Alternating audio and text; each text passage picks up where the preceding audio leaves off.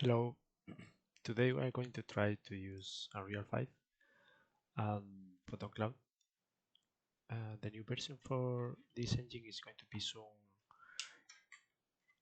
out. Um, so for now, we are going to use the preview too.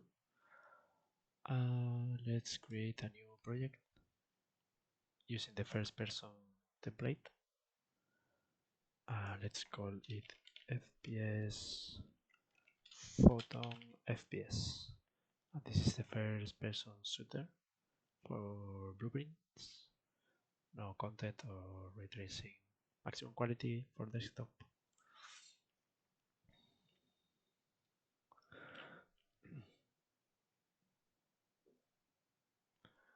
You will need to have the plugin. You can ask me for the plugin if you are using the preview too, because there is no marketplace support right now for Unreal 5, but there will be soon.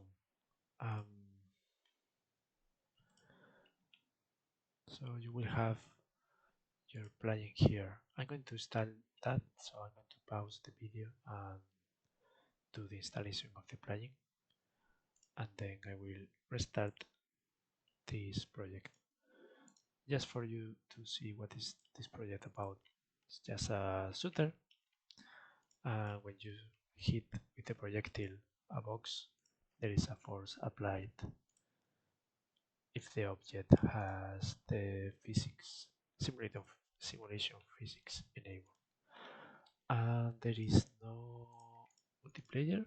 If you run this in with the net mode, you will see only a few things are replicated. There is no shooting replicated, the boxes are not replicated, and you need to do that with Unreal networking, but because we are going to use Photon, Photon has nothing to do with the Unreal net replication.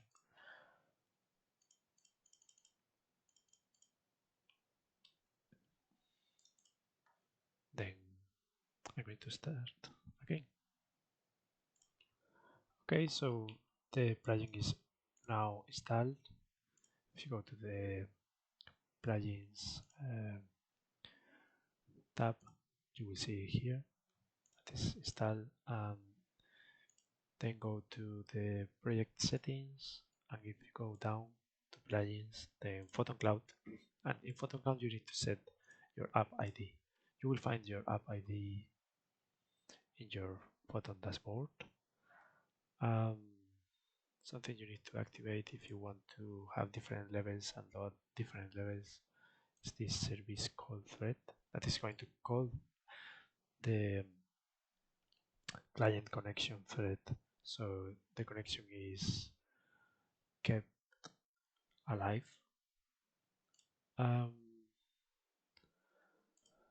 So I set my app ID here, and you can do that with your own app ID, otherwise you can't connect. So the first thing we need to do is we need to replicate the player character and the rifle. The rifle is like this weapon that is another actor. This actor, when it detects a collision with the player character, then it is attached to that character. That is a blueprint first person character, and then it binds an event that is to shoot. So when you shoot, there is a spawn of this projectile, and we need to replicate everything here, but only the things that are shared, we will see. So the first thing to do is to take a look to the game mode. That is, the game mode is like the control of the flow of the logic of this game. You can see that this game mode is defined in the settings of this world.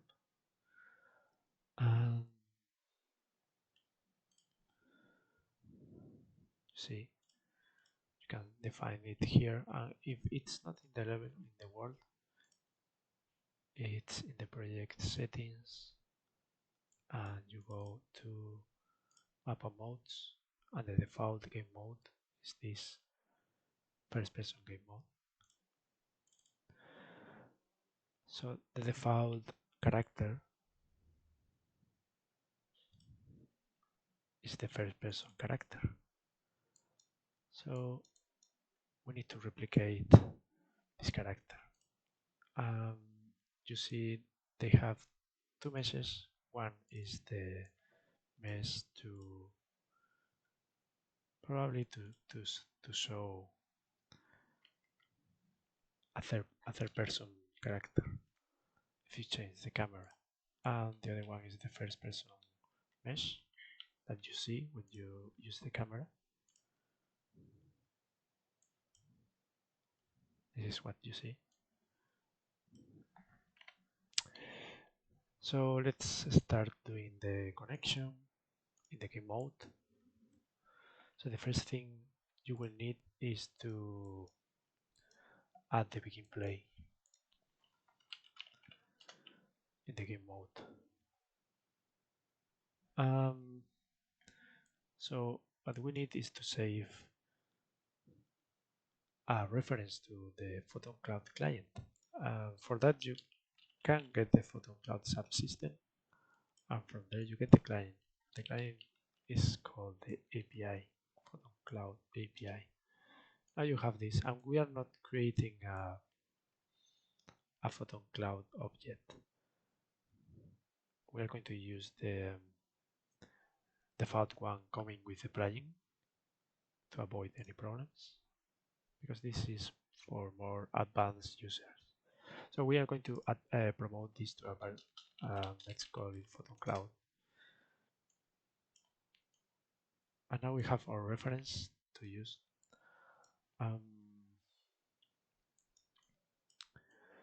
Actually, let's do a sequence because we want to first bind all the events and then we can connect. So the first thing is to bind everything and finally connect. So this is for cache reference for Photon Cloud, and now we are going to bind all the events. It's a good idea to set a category for all the bars related to Photon Cloud. So the first thing you will bind is the connection event.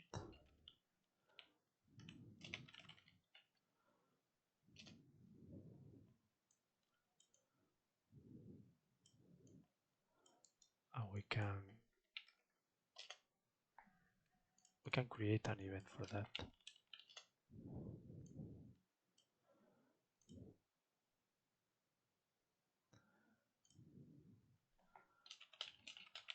Photon connect. So once we connect, the next thing we want to do is to join a room.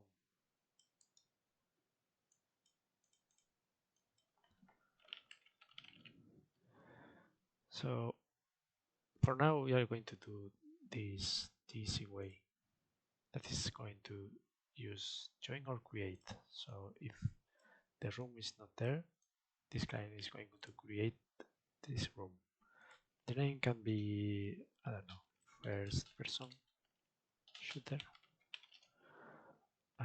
You can promote this to a bar. Room name is okay. You can move this to Photon Cloud. And the max players, this could be just 2. We can promote this as well, just to know without having to check in the Photon Cloud, because you can check anything here, like get room name or max players. It's also in this Photon Cloud reference, but this is an easy way to change or access that bars directly from the game mode. Up to you. So we're going to join, so we need to know if we join or not. So we can bind an event for that.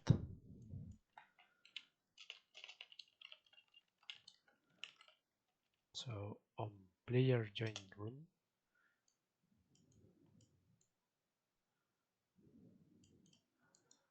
we can create another event.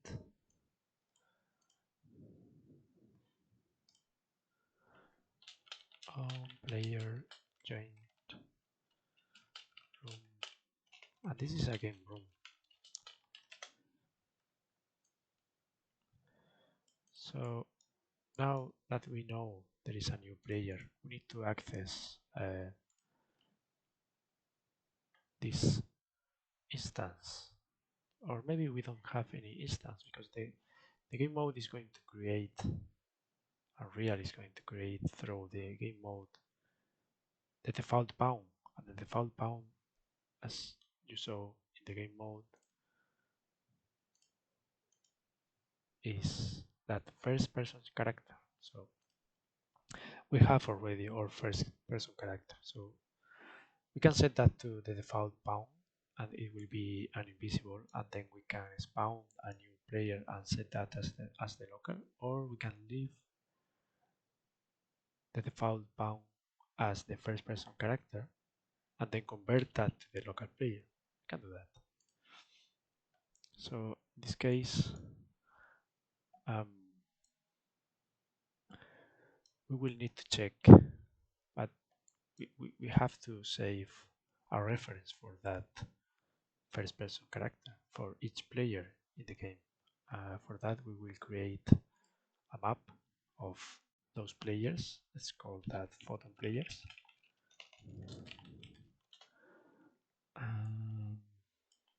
This is going to be a map of integer keys, that is the player number, and or player class, that is the first person character blueprint, and that's a reference, a pointer. Now we need to check for this. So here we have all the players. So if this player is already here, it's already cached, then this event is, sorry, this one. That means that we already cached that and this event is replicated twice, or it could happen if you have a rejoin of the player in the same room. So we only do stuff if we don't have this player already cached. We don't need to do anything unless we have a rejoin.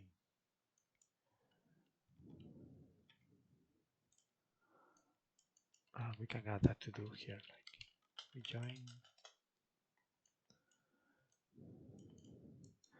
And in the case that is not cached yet, then we have to check for the for it.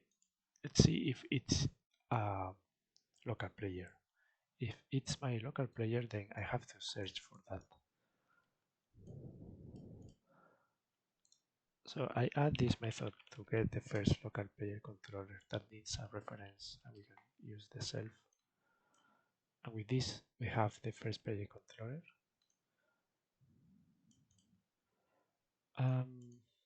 Now from here you can get the control pound,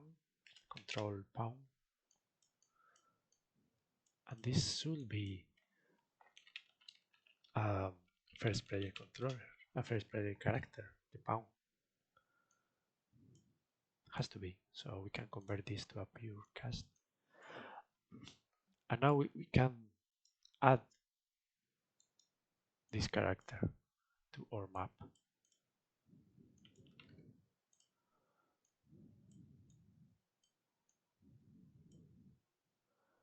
And the player number is this.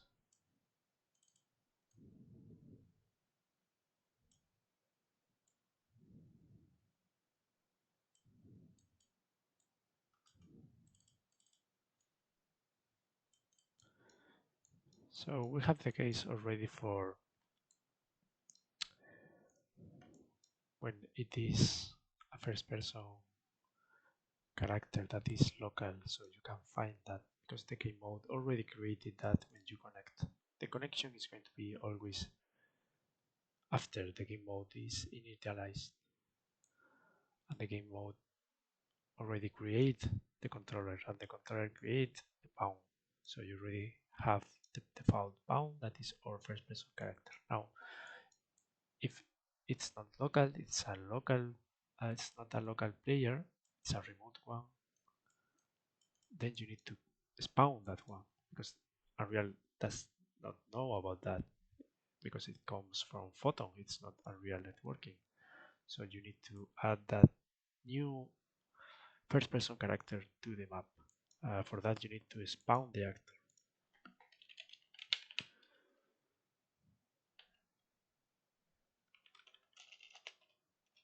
So you can use the spawn actor from class.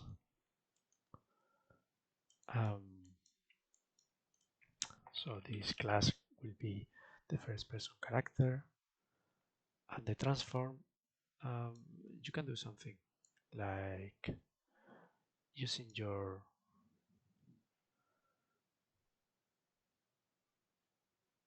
number of player, you can actually use a start point because normally the game mode will spawn a new player with a new login, but because we don't use the same path for spawning a player, the player start is not used when you spawn a replicated player because Unreal doesn't know.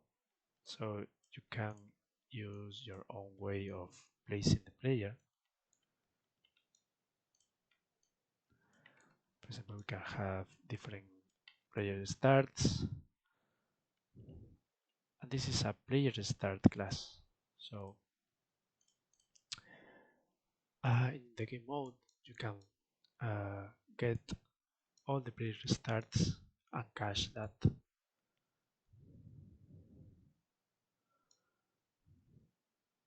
Maybe even before the connect.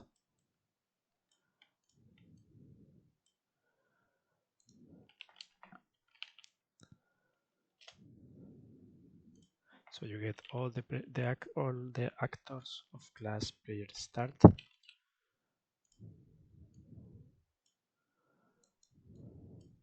and then you can save this in a var. Let's call it player starts, and you can do a check here like is our max players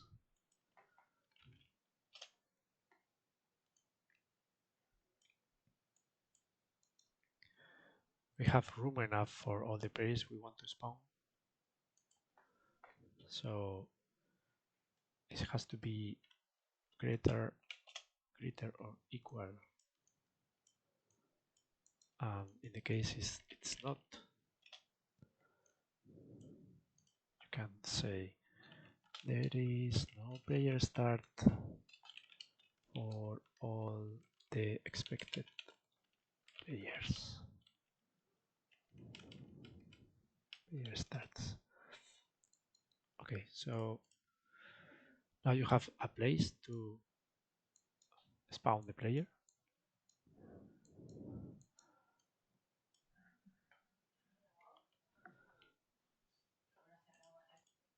Sorry, you can actually reuse that player starts and get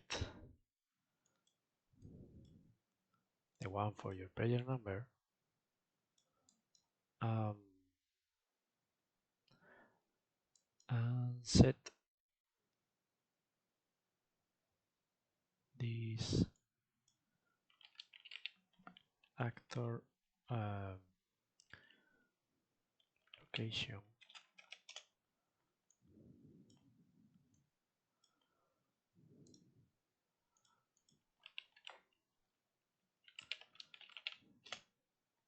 to the player start location.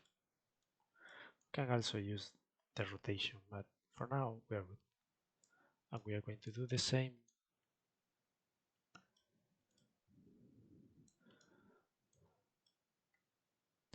The thing is, we can actually use the same code.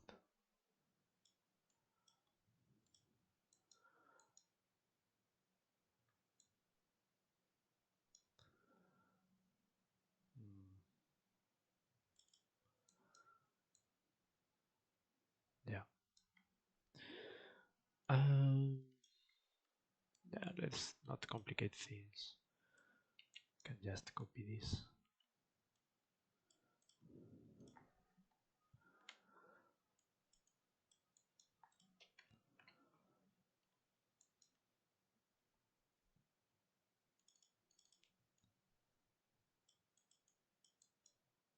Can get the transform in this case. So we have the scale is going to be 1 because the default scale for this is 1, the root component. So this has also 1 as the scale, so there is no problem of using the transform from the player start and set that to the new first person character. We want to always spawn, and that's it. Now we have um, the blueprint instance, and we need to add that to the same map. So we have to use player number and the blueprint instance, and now we have the same operation. We have local player and remote players add to that map, and they are placed in their player starts. So the next thing is to configure those players so they know for each instance if they are um, a local player, what is their number, and so on. So we go to the first person character, and here we're going to add blueprints nodes for this. So we want to set up this character, let's say character, setup photo character. So what we need, the player number, this is an int. We need to know if this is a local player,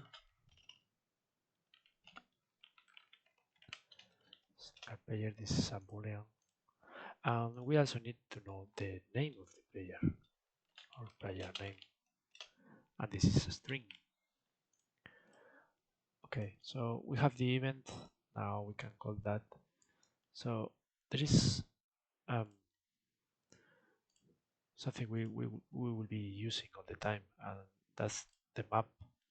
This map of players, bottom players.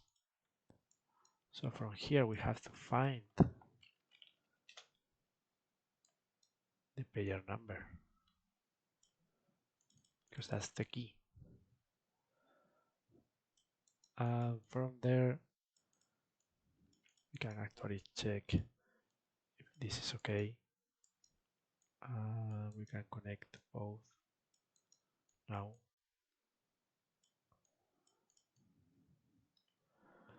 So in the case it's not there, some problem occurs.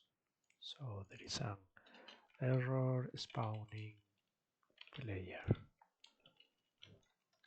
You can do this in an append and set this as player number, but otherwise you can just call the setup photon character, and you can pass here the player number. Now the flag for if it's a local player, and the player name.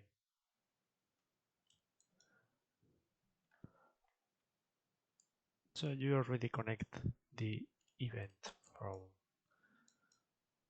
when a player join.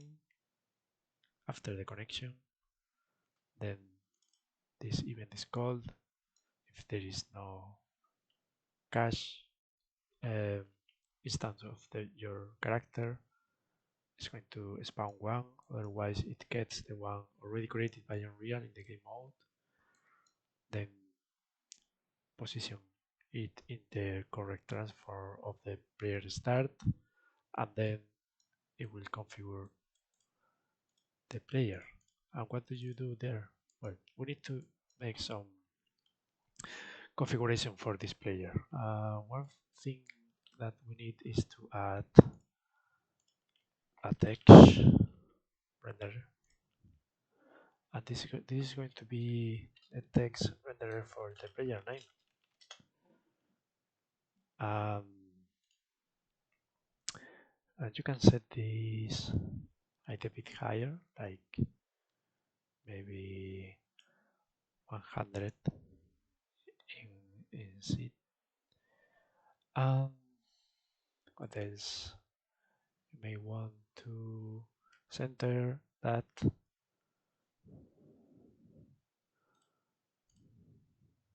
Um, Maybe you want to change the color or make it to always look to the camera, but that's something up to you. The important thing right now is to have this and set the text when it comes only for the remote player. This is going to be the player name.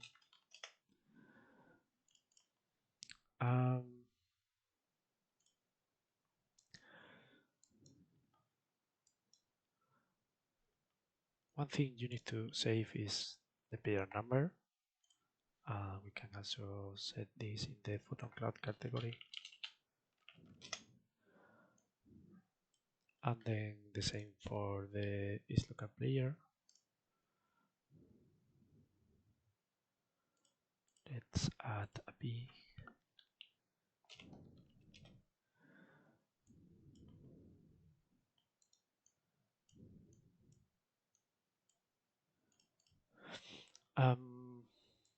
So now we have to do different things if this is a local player or not, right? For example, if this is a local player, we actually don't need this new text. We can destroy this component because this is for the remote player.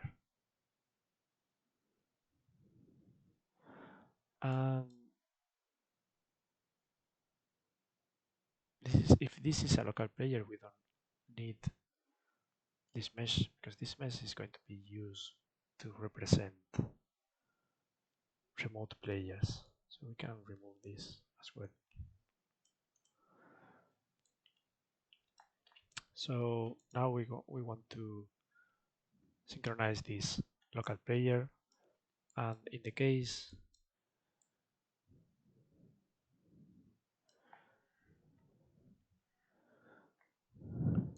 this is a remote player, then we want to set the text. So in this case, we're going to set text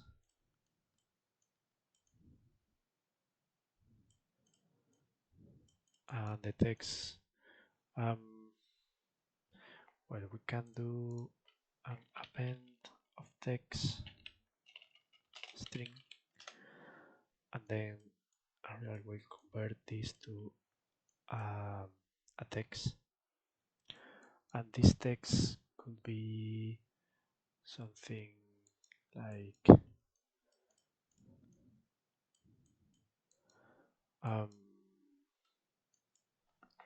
select string,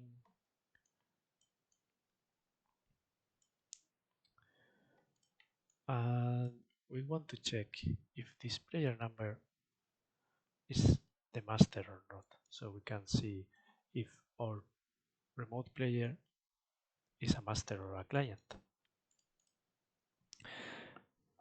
So a good thing to do is to cache in the begin play like we did,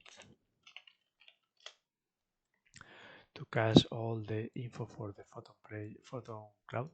So we can do the same again. Get the Photon Cloud subsystem. From this we get the API.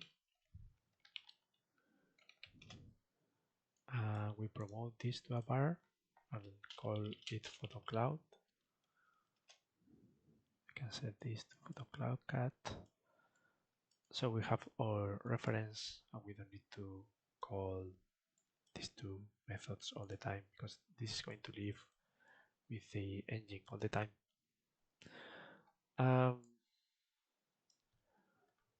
Yeah, for now it's okay. We cache this, cache Photon Cloud.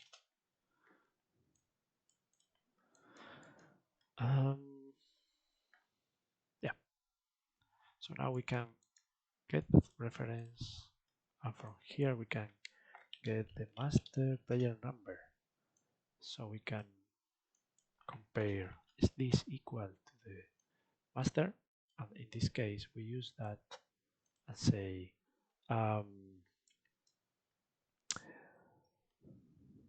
this is a master. And we can do this. This is like a markup language for text you can use in any Unreal interface widget. That is a text, and this is a text. Otherwise, it's a client. We can also do this with a format string, format text. Here you can set the master name, whatever, and then you pass this. But I think this way is easier to understand. So we now know the remote player name, if it's a master or a client, using the player number and the reference.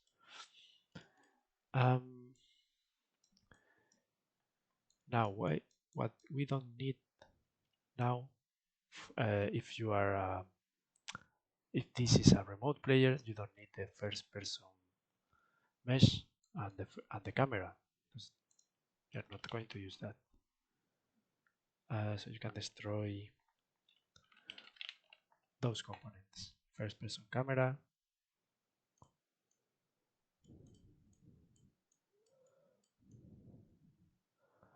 and also the mesh, because we are going to use this mesh for a remote player and this mesh for a third person player. So now what we want is to set up the synchronization events for local and remote. So for local, set up local player sync, and what we do here is to just send the information for this player with a frequency. So you set a timer by event,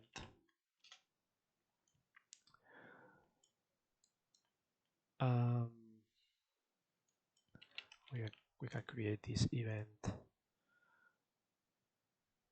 This event can be a simple one, like on local player send.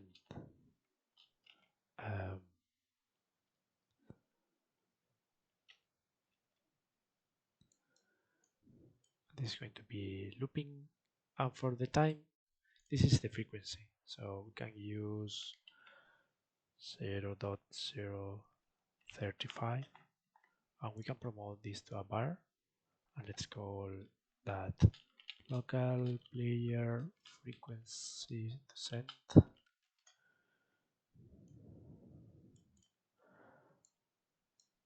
So what you do here is to send all the information for your location, rotation, and the control that you need. Because when you are playing, you are moving your character, um,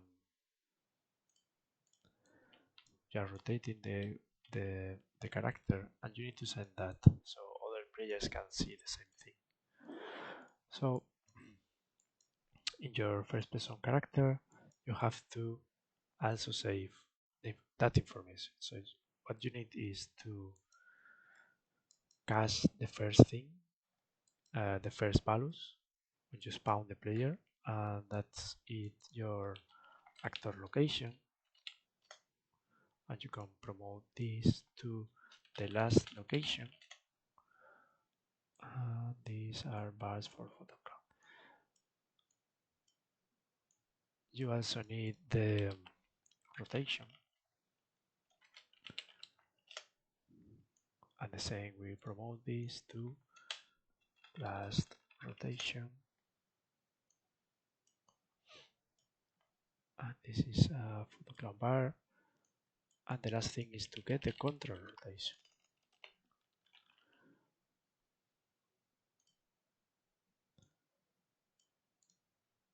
And we do the same, last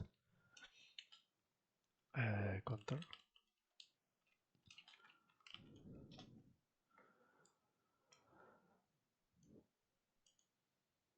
And we have all the bars we need.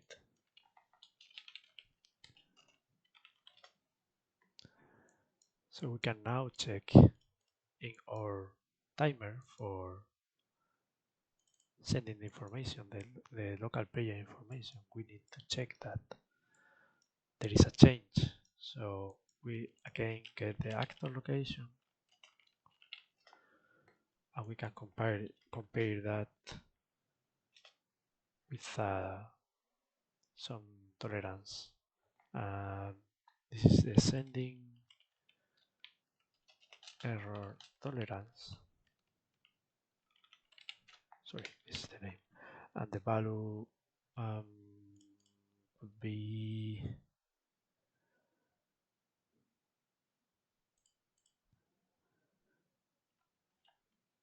0.1.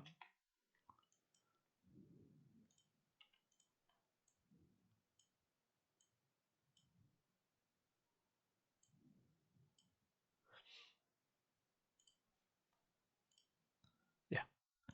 So each time you have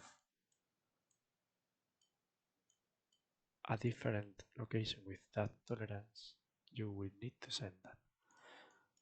And not only the location.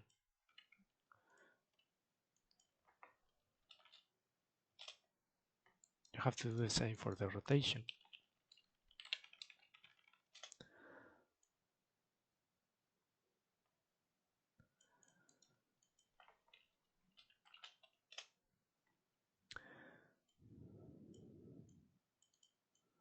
And we're going to use the same tolerance, but you can use a different one if you want. And the same thing for the control rotation.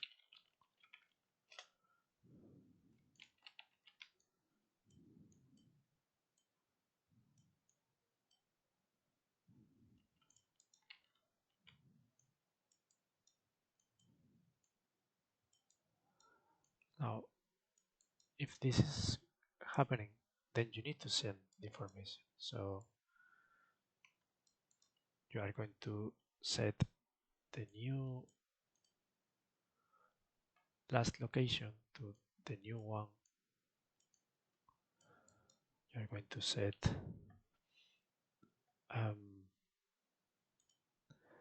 the last rotation to the new one, and finally the last control rotation to the last one. And once you have all this set, then you can send this information. How you do that? Just by getting the reference to Photon Cloud and send player, location, rotation, scale, because we are going to use a trick. That is to use the scale, but as an Euler. We don't actually change the scale, but we can use that field because it's already packed in the same message, and we can save bandwidth. So we have the last rotation, last location, and for this we pass this to an Euler. Sorry, can convert this to a rotator.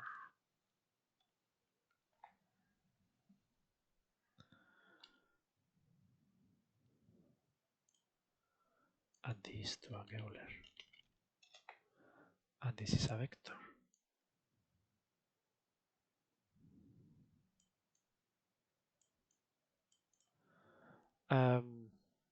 We don't need to be reliable because reliable means that it will need to be resent if the message is lost or it fails, and we don't need that. So we can save some bandwidth as well. And the interest group is the same because we are in the same map and the same zone, and we send this to any other player except for this player. You don't need to specify any player number. So that is going to be sent, and this is all the things you need to do for the local player position sync. So you need to call this method now. If when you set up a photon character, this is a local player, so you call this setup. We have to do now a way to connect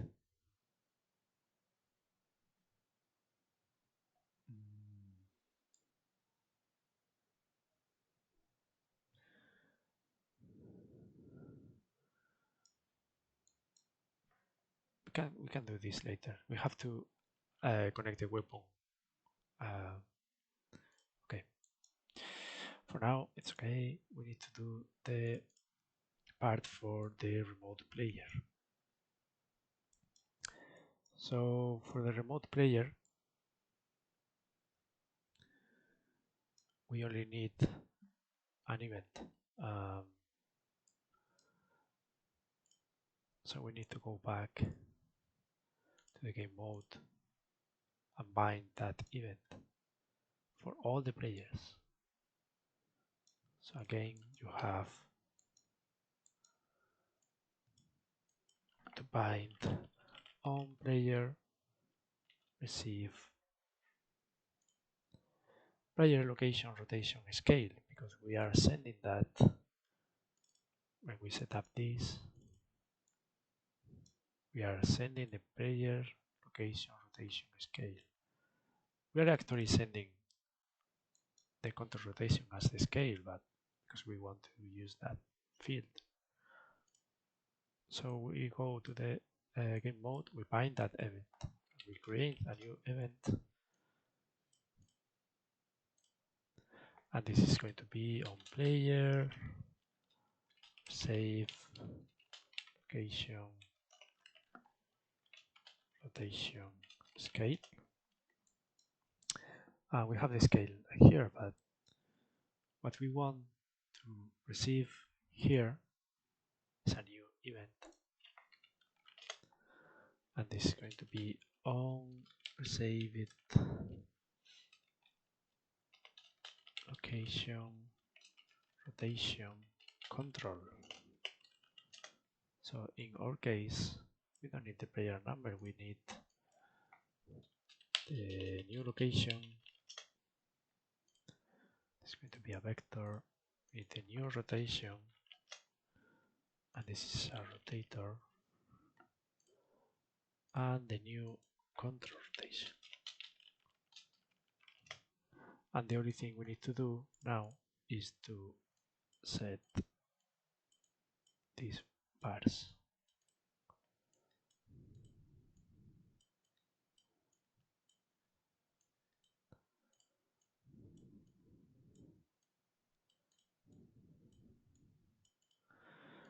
So we have the information from the network, and we just need to find in our maps from the game mode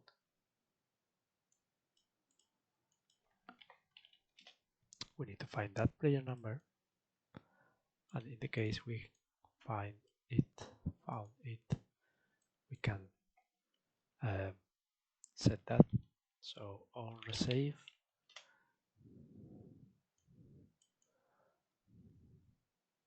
and we can just pass this rotation, and for this scale is now our Euler rotation. So we need to transform from the vector to a rotator using an Euler. And you can do this from make a quaternion from this scale that is an Euler, and from the quaternion you can convert that to a rotation. So now you have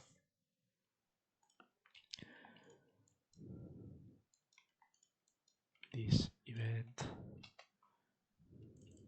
connected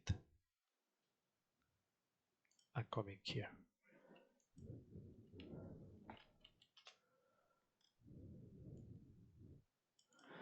Okay, so we have a replication for the player, for the local player, for the remote player, but we need to apply this to the remote players. For that, we need to do that in a way that is a lag-free operation. So we do that in the tick.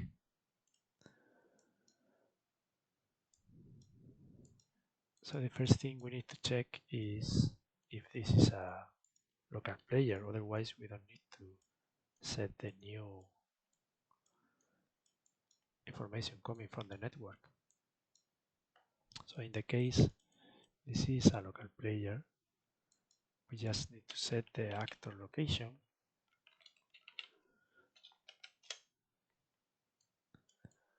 and we can do a lerp, and the lerp is going to be from our current actor location to the new location, that is last location that is received. And we need to use the delta time. So this is going to be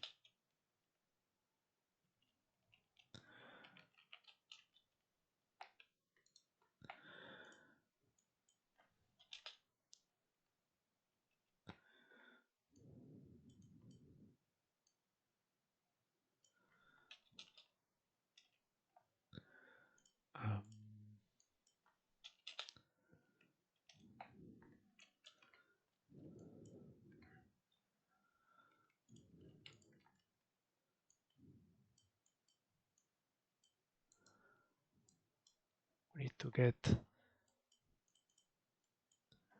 the round trip time and multiply that with the delta time, so you have a lag-free movement. The same thing for the rotation, and the control is already set. You don't need to set anything. That's going to the animation. Set actor rotation, and for this, instead of a lerp, we're going to do a air interpret. We need to get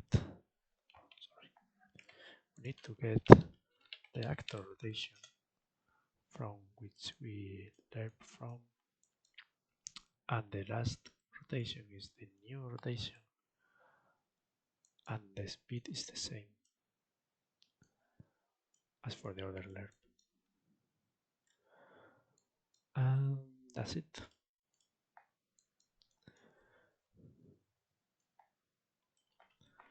This is the lerp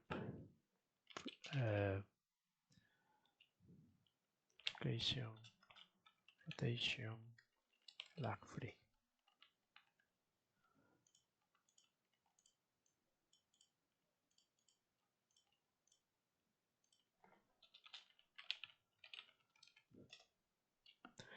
Okay.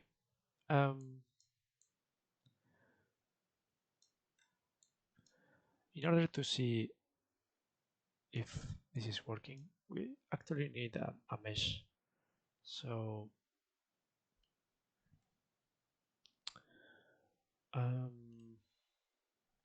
we actually need to use the same mesh for the remote players. So we have this mesh,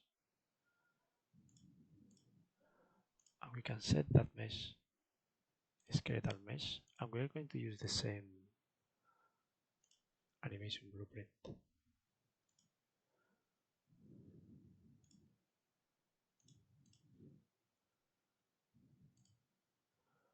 So you will see we have two meshes in the same place, and you probably want to rotate this.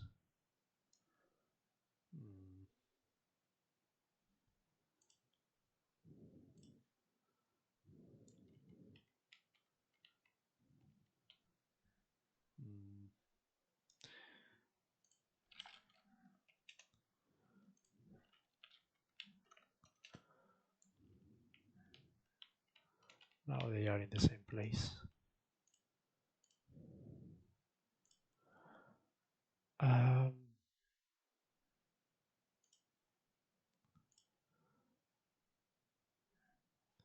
Okay.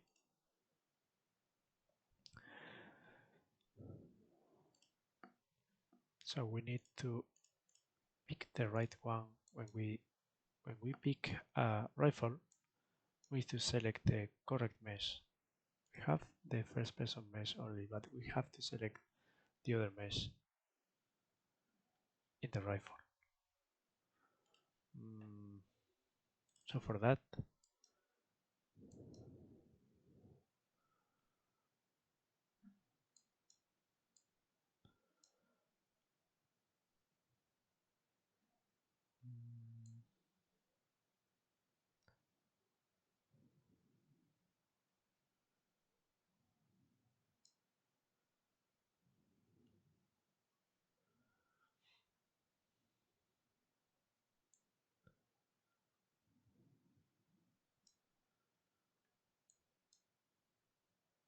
we will need to check, because maybe we hit the same object twice. So we only want to assign this weapon if we still have no association with any player.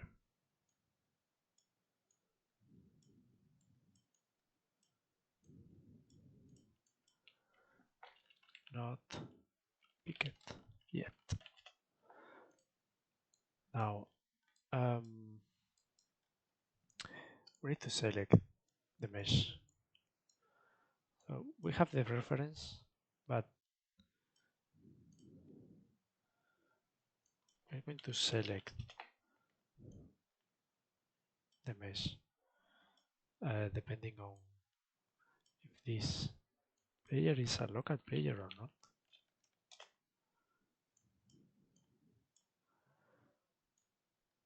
So if this is a local player, then we use the first person mesh. Otherwise, we use the normal mesh, that is the mesh for the remote players.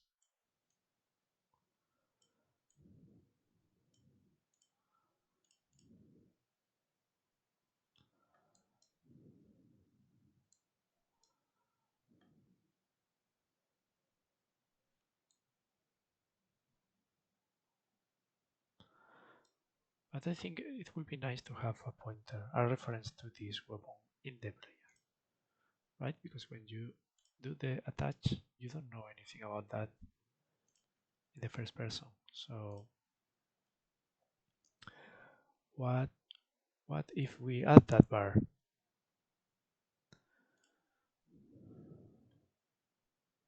So we can have current rifle that is the of type rifle blueprint.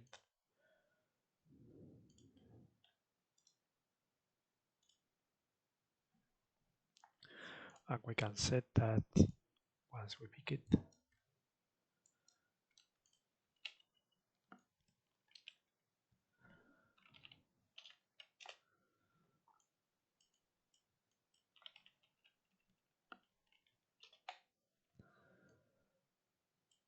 Yeah, just in case.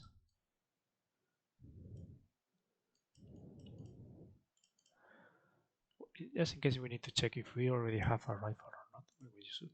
But as you see, only the local players are going to use, well, not the local players, all the players are going to use the same event. And you don't even need to replicate that because the player will be in the same position as in everywhere and it will pick the rifle everywhere and replicate that.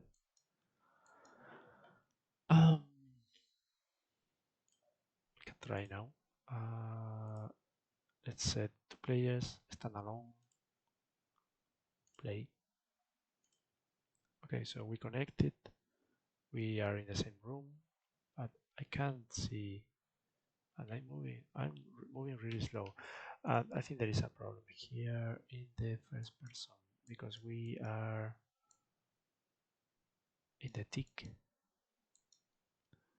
Yeah, we only need to use the replicated data of the position rotation for remote players. So only if I'm not a local player is when I learn my position. And now I can see my other self. Yeah. And this is a client and this is the number. You can see it here. It's not rotating with the name. Let's see. The player. Yeah, we can move this inside the mesh.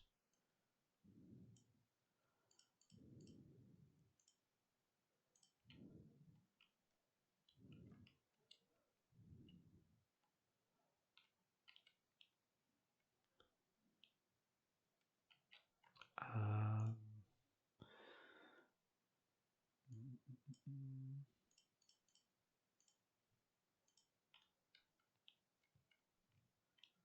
it's not picking up my rotation. Why?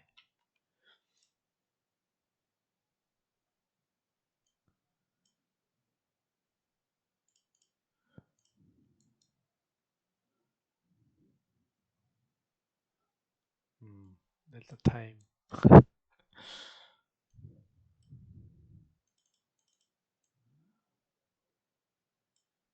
Sorry about that. Now it used the rotation. It's really slow. I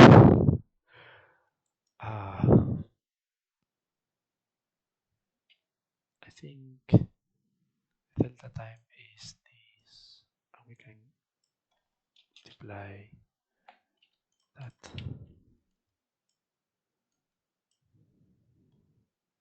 with the rate.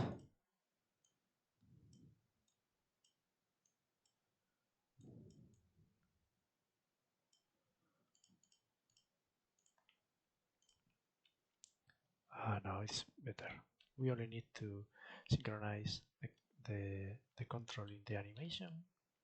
That will be the next. Yeah, let's see if I can pick the weapon. You see, I can pick it. But now I have to replicate the shooting and the boxes.